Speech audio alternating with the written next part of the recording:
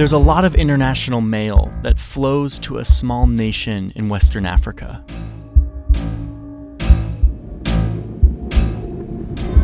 The mail is addressed to an address that should be right here along this main street.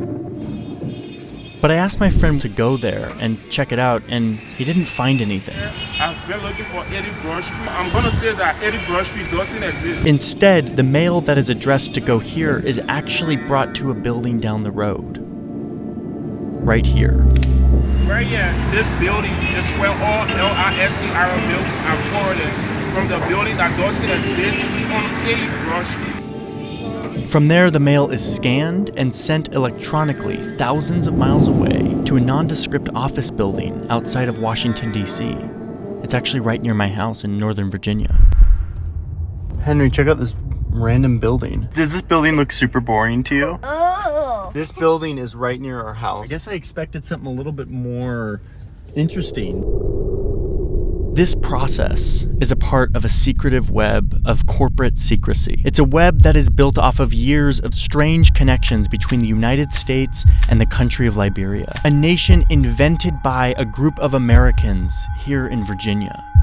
This is how the US stashed its secrets off the coast of West Africa.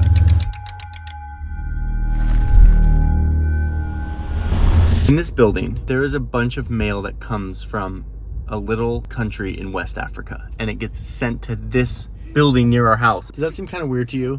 Yes, what did they do with it? That's what I want to figure out here. So let's say I want to start an international corporation and start doing business abroad. I live here in the United States, so naturally I would want to start my company here in the US. But when I ask the internet how to do this, I get a bunch of ads that look like this.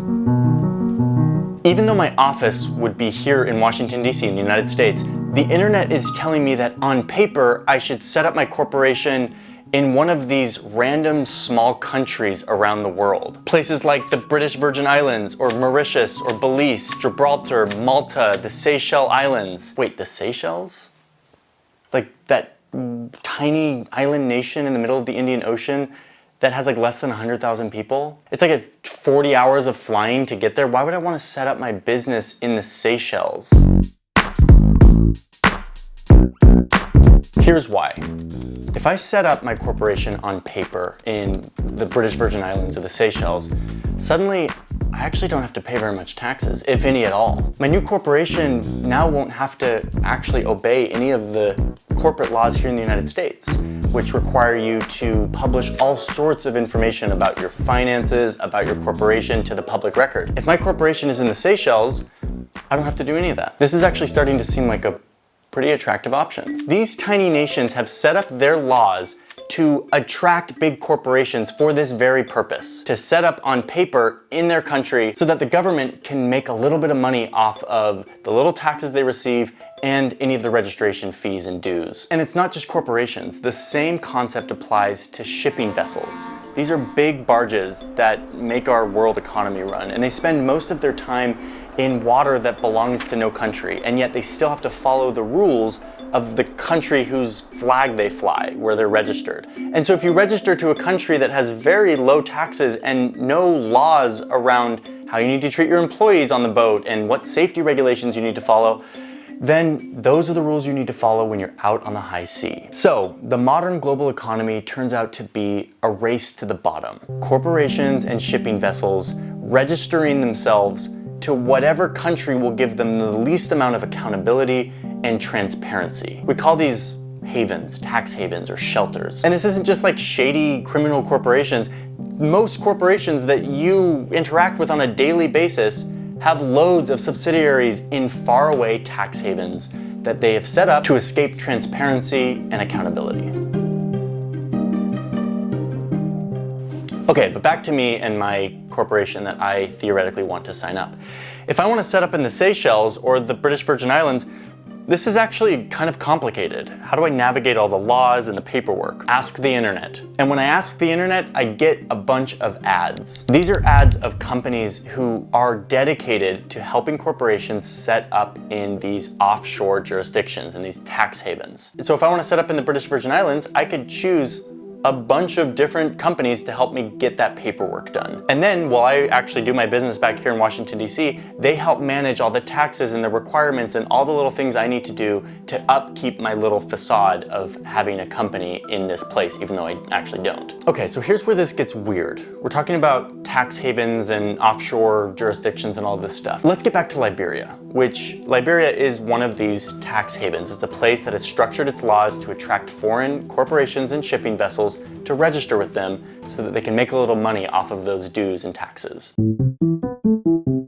When I go to start my corporation in Liberia, I don't get a bunch of ads for middlemen who want to help me set up my new Liberian corporation. Instead, I'm funneled to one company, this one. And this company boasts that it has the exclusive right to handle all companies that want to register their corporation or ship in Liberia. This is the company whose building is near my house. And on the surface, it just looks like another middleman paper pusher. Super boring. But you peek under the surface and there's something way bigger going on here.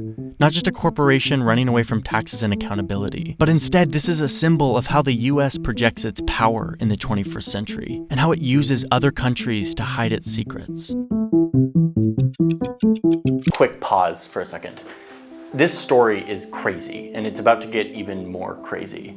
The whole reason I'm going down this rabbit hole, that I started to look into this Liberia thing, is because of a phone call I had. I was driving north up to Massachusetts a couple months ago. Many of you may have seen the videos from that trip. And I was on the phone with my friend Ben over at Foley. Foley is the company who makes my desk and the chair I'm sitting on. Ben and I got chatting. I just announced that Borders was canceled and I was sort of moving on to new projects, and he was like, what stories do you want to make? And like, can we support your stories? I was like, yes, but like anything that has to do with like the global economy, which is something I'm sort of interested in, is like, I'm gonna go deep and I'm gonna uncover crazy stuff. And like, you're a company, you know, who does business in the global economy. And he was like, do it. Like, I want to see like what storytelling you can do, and we want to support that. For context here, Foley's a B Corp. A B Corp is a type of corporation that isn't just the standard profit-seeking company.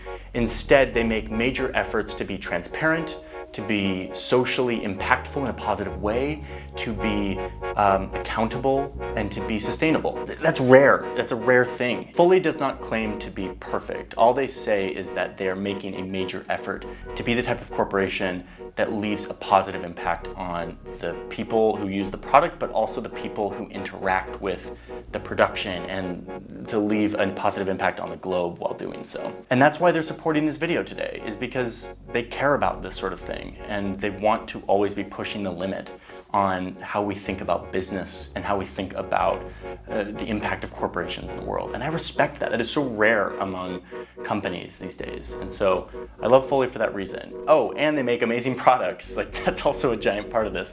So my desk, a lot of the stuff in our studio is Foley stuff. They sell really high quality products, desks and chairs and all sorts of products that make you more active and just improve your relationship with work. They don't want you to buy these products unless you actually need them. But there's a lot of people these days who tend to need a new work from home setup given the times we're in. And so they are running a sale on their site for the whole month of November, which there's a few days left in that sale. These are not just your standard desks. These are an investment in a product that will last you a very long time. They're solid, they're well built. Go onto the Foley site, check out their products, see if there's anything there that you need right now. But the major message here is Foley wants you to be thoughtful about the stuff that you buy, knowing that it's often a part of a much larger system. Thank you, Foley, for supporting this video. Let's get back to the story of Liberia and what the heck is happening in Liberia. It gets pretty nuts from here. What's the deal? Why does this one random building in Virginia run a network of corporate secrecy in the country of Liberia? Like, it's so weird. And as soon as you start to go down this rabbit hole, it just gets weirder. And the short answer here is that the United States of America literally invented the country of Liberia. Back in the 1800s, here in the United States, the biggest, most important debate was over slavery. This issue led the country to almost imploding on itself in a bloody civil war. During this debate, there emerged three major camps with the slavery issue. One were the abolitionists, the people who were like, dude, this is wrong. Let's reform our country to be done with this terrible thing we've done. And then, of course, there were the people on the pro-slavery side who were often had a financial incentive to keep slavery alive with their plantations and their businesses. But then there was this third camp in the middle who were on paper against slavery. They wanted to get rid of slavery. It was a bad thing, but they didn't really want the freed Black Americans to integrate into American society. As this debate raged on, there were some Americans here in Virginia who came up with a solution. What if we gave the option to enslaved people who had been freed to go to Africa, where their ancestors came from? We could ship them back, we could buy a piece of land, and they would all flock to the boats to go back to Africa, was the thinking here. The quasi-abolitionists kind of liked this, because they're like, oh yeah, we can get the moral buzz out of being against slavery, but we don't have to deal with the complicated consequences of our actions to reintegrate these people into our society. And then, of course, the slave owners liked this too, because it meant that any freed Black Americans could be shipped away so they wouldn't foment rebellion among those enslaved people who were still working on plantations. So there was this strange alignment between these quasi-abolitionists and these slave owners, and they started their own organization. So this organization that was based here in Virginia bought a piece of land in Western Africa with money from their supporters and from the US government. And they started sending ships full of Black people to this land to create a settlement that they called Liberia, or Land of the Free. They named the capital Monrovia after President James Monroe, who was a fierce supporter of this effort to send away free Black Americans. Okay, so at this point, I'm sure you're kind of like, wait a minute, what was this curveball? We went from talking about the Seychelles and tax havens to talking about how a bunch of Virginians started sending freed Black Americans to a piece of land in Africa that they bought. And this is where these two come together. Soon, the Liberians declare independence. Liberian locals, the ones who had come from the United States, that started to take power and actually be the leaders of the country. They actually started to enact slavery of their own in their society, just like they had seen in the United States. But behind the scenes of all of this, the US political interests that started this whole thing remained. They had an actual building there, and they were actually calling the shots. So Liberia was independent on paper, but in reality, the US had as much influence as ever in their little colony in Africa. And that influence became really useful 100 years later.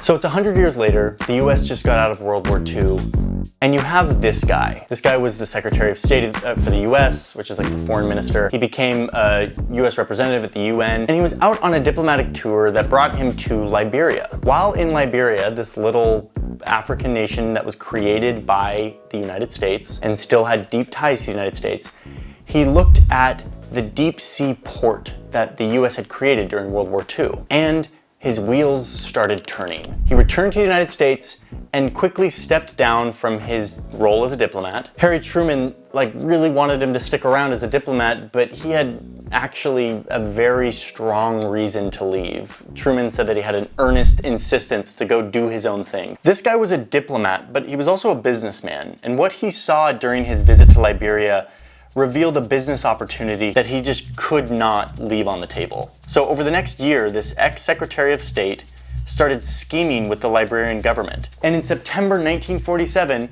he came out and announced that he, a private American citizen, had made a deal with the Liberian government. He created a company, an American-based company based here in Virginia, that was to be the exclusive middleman between any international corporation and the government of Liberia. Basically, if anyone wanted to set up their corporation in Liberia, they would have to go through this guy and his new company. He helped the Liberian government craft laws that would make it very attractive for people to put the Liberian flag on their ship or on their company. And over the next few years, this gained major traction. At this time, any shipping vessel that had the American flag or the Soviet flag would be subject to a bunch of trade barriers that were starting to go up as a part of this like Cold War between the US and the Soviets. This ex-Secretary of State and his new company would go around and say, hey, put the Liberian flag on your ship, and now you can trade with whoever the hell you want. The Liberian registry exploded, and now you had ships flying the Liberian flag,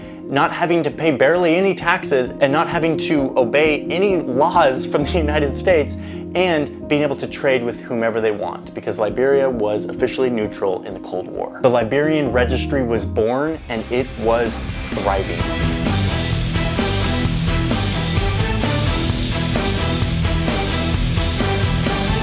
So in recent decades, the number of ships that register under the Liberian flag, who never step foot in Liberia, by the way, but have their flag on their ship, has grown. And it has become the second most common flag on international ships in the world, only second to Panama. Meanwhile, the company here in Virginia who has a monopoly over this registry is getting super rich, and they're giving some of those riches to the Liberian government. But what the Liberian government does with that money is actually probably the ugliest underbelly of this whole story.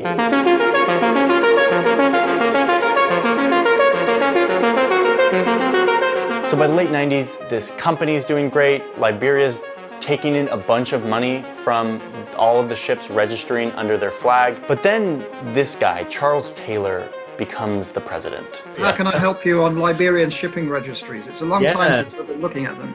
What has the registry allowed the government of Liberia to do that it wouldn't be able to do otherwise? It was one of the most consistent, dependable sources of revenue for the Liberian government. That was important, particularly in the Charles Taylor period when it was civil war in Liberia and there were no other sources of revenue. It was a war economy. He starts taking the money that's coming in from all these ship and corporation registries, but not just to fight these wars. He goes on to commit some of the most egregious crimes the world has ever seen. I was the one myself that investigated the shipping registry. We found, documented, exposed that the shipping registry, that its revenues were being diverted to purchase arms and ammunition in violation of UN sanctions.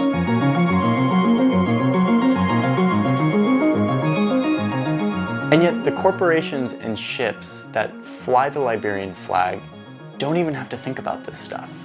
They don't step foot in Liberia. They've never met Charles Taylor or any of his people. They just go about doing their thing and doing all of their business through a nondescript office right near my house, where a company is getting very rich using Liberia as the facade, but really everything is happening right here. The money is being made right here, and a little bit of that is being sent to Liberia, and Liberia is using it to do terrible things. Charles Taylor eventually goes to the International Court of Justice and gets indicted on 1 million really horrible counts, goes to jail for the rest of his life.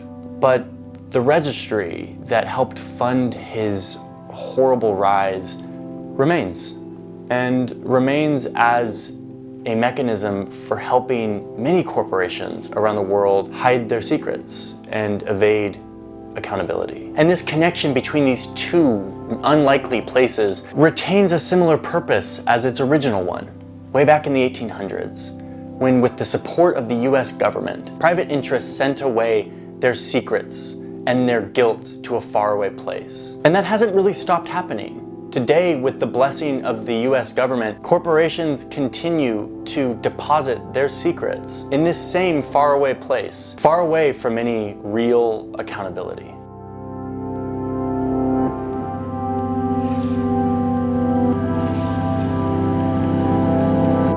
Thank you all for watching this video. This is the type of video that I want to do more of. A video like this takes longer, it takes more time, because it's a lot more research, it's more interviews. I'm actually diving way deeper into these stories than the typical explainer you see on this channel. And that's what I want to do starting in 2021. I want to start doing more stories like this. My patrons make that possible, and brands like Fully, who care about this sort of thing, make that possible as well. So I am hoping that more and more I'll be able to do deep dive stories like this, and then when travel opens up, I want to be able to travel and go do deep dive stuff like I used to do at Vox. So Thank you all for watching, and I've got some more good stuff coming, and I hope you are having a wonderful November, and I'll see you soon.